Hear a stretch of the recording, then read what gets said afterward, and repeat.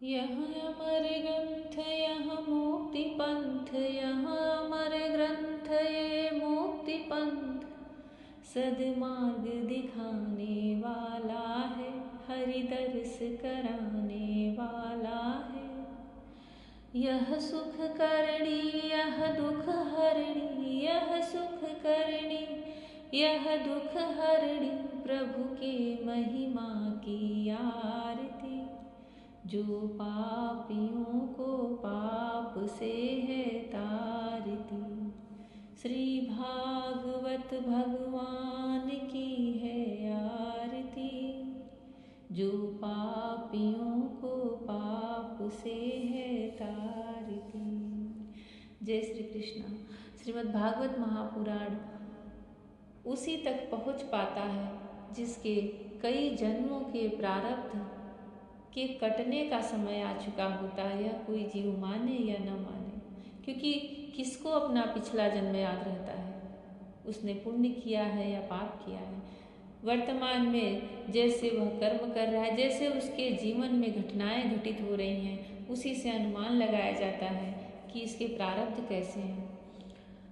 भागवत पुराण जिसके भी सम्मुख आ गया, जो विवश होकर इसे अपना लिया, प्रेम से अपना लिया, किसी के कहने से अपना लिया, गुरु की आज्ञा से अपना लिया, तो भागवत का जो कार्य है उसको मुक्ति दिलाना, भगवान श्री कृष्ण की भक्ति प्राप्त कराना, भगवान श्री कृष्ण की दिव्य लीलाओं का दर्शन कराना, उनके दिव्य प्रेम का अनुभव कराना और मोक्ष दिलाना, वह अपना कार्य करके ही रहता है।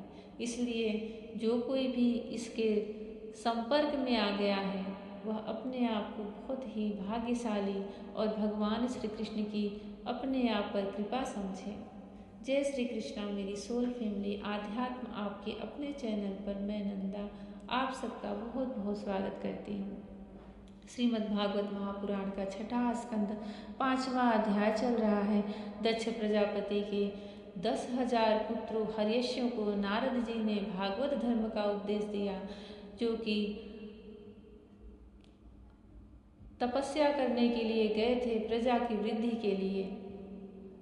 नारायण सरोवर पर जैसे ही उन्होंने उसमें स्नान किया, उनकी बुद्धि भागवत धर्म में लग गई। नारद जी उन्हें आकर के हरि का उपदेश करते हैं, भागवत धर्म का उपदेश करते हैं, और वह दक्ष प्रजापति के 10,000 पुत्र हर्यश्व आत्मज्ञान की प्राप्ति से और भगवत प्राप्ति की इच्छा से भगवान के मार्ग का अनुसरण करते हैं। दक्ष को पता चलता है तो उन्हें बड़ी पश्चाताप, बड़ा ही शोक होता है। फिर वह ब्रह्मा जी के समझाने से 1,000 पुत्र फिर उत्पन्न करते हैं और उन्हें प्रजा की वृद्धि के लिए आज्ञा देते हैं।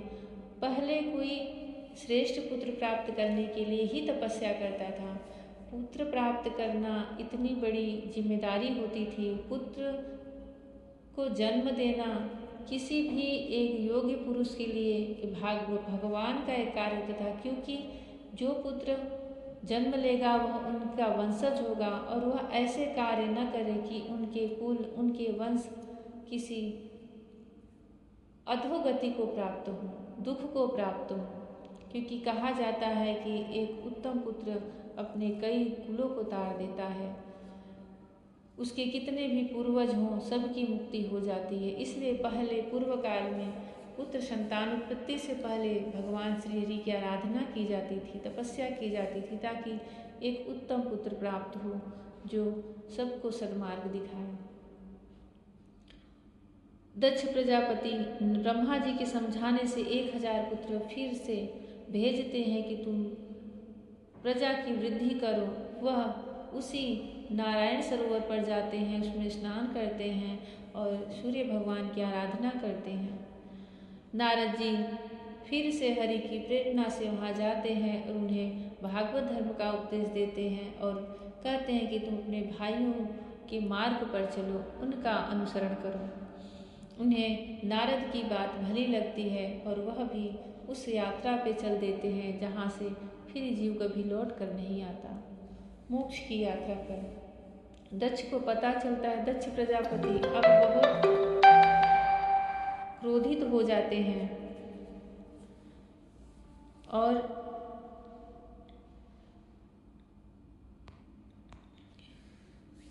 क्रोधित हो जाते हैं। दक्ष प्रजापति को बहुत ही अपशकुन और अनिष्ट की आशंका होती है। फिर उन्हें पता चलता है कि नारद जी इस बार भी मेरे पुत्रों को चौपट कर दिए हैं और उन्हें अपने कर्तव्य से हटा दिए हैं। वह नारद जी पर बहुत क्रोध करते हैं और जब नारद जी उनके सामने आते हैं तो दक्ष क्रोध के मारे, नारद जी के मिलने पर दक्ष क्रोध के मारे दक्ष प्रजापति के होठ फड़कने लगते हैं और वे आवेग में भरकर नारद जी से बोले। दक्ष प्रजापति ने कहा, ओ दुष्ट, तुमने झूठ मूठ साधुओं का बाना पहन रखा है। हमारे भोले भाले बालकों को भिक्षुओं का मार्ग दिखाकर तुमने हमारा बड़ा उपकार किया है। अभी उन्होंने ब्रह्मचर्य से ऋषि ऋण, यज्ञ से देव ऋण और पुत्रोत्पत्ति से पितृ ऋण नहीं उतारा था।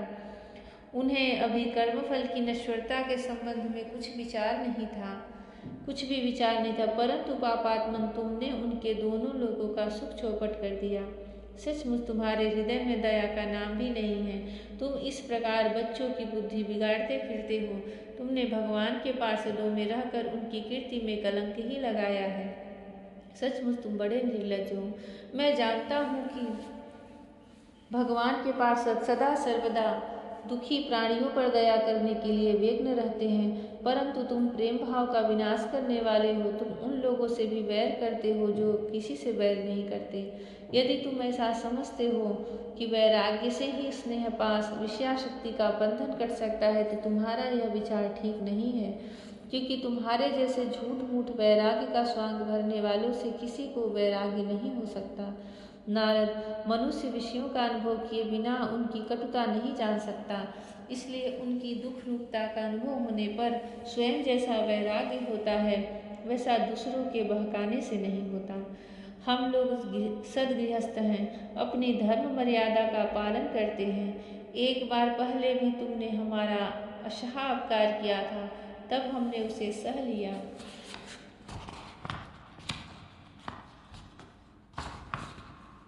तुम तो हमारी वंश परंपरा का उच्छेद करने पर ही उतारू हो रहे हो। तुमने फिर हमारे साथ वही दुष्टता का व्यवहार किया, इसलिए मूढ़ जाओ, लोक लोकांतरों में भटकते रहो, कहीं भी तुम्हारे लिए ठहरने को ठौर नहीं होगी।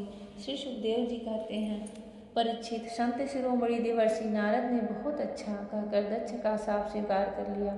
संसार में बस साधुता इसी का नाम है कि बदला लेने की शक्ति रहने पर भी दूसरे का किया हुआ अपकार सह लिया जाए।